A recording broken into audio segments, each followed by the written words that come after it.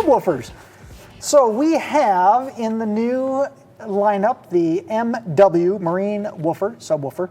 We have a 10-inch and a 12-inch, and we have a standard or a free air version.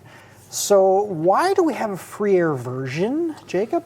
Great question. So some of you guys might be aware, but in boats, a lot of times there's not a whole lot of space to put a dedicated subwoofer enclosure, especially if you've got like a family that you take out on the water. You've got storage space, but you're probably using it for things like life jackets, beer, inner tubes, beer, you know, things like that.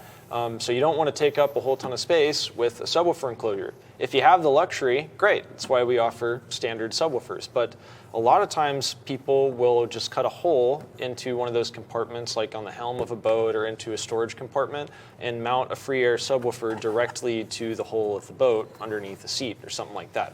And that free air subwoofer will use that airspace kind of as an enclosure. But since it's not a really small sealed off airspace, the suspension has to be tighter in a free air subwoofer to offset that. So that's why we offer two different versions. Free air subwoofers sound just as good as standard configuration subwoofers. It just depends on your application as to what you might end up using. So let's talk about this.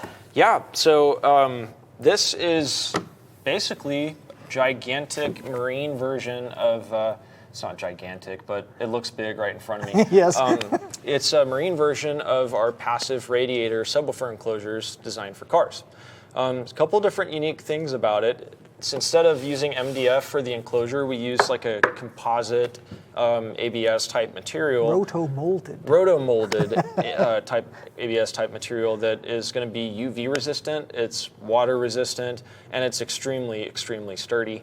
It uses one of our MWLE subwoofers in it, and then it has a passive radiator on the other side that's perfectly tuned for that enclosure. Now the feet, let's talk about the feet mounting options. So you guys will see on either side of this box, there are four inserts here, threaded inserts, and there are also four threaded inserts on the other side. This comes with four of these nice little feet in the package, and they're actually keyed, so they only go on in one orientation. They're going to be matched all the way around, but you can mount it either up on end, on its side like this, or face down if you want to. Yeah. So you can have it down firing. With the feet on it, of course, it lifts it up just a little bit. So about like that. Make sure you get the key in there, which which we could actually probably do this without having to screw it in all the way since it's keyed.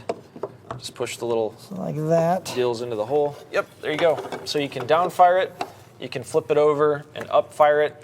You can set it on its side and fire it out toward the listener. Really, however you guys want to orient this, or however you can make it work with those feet.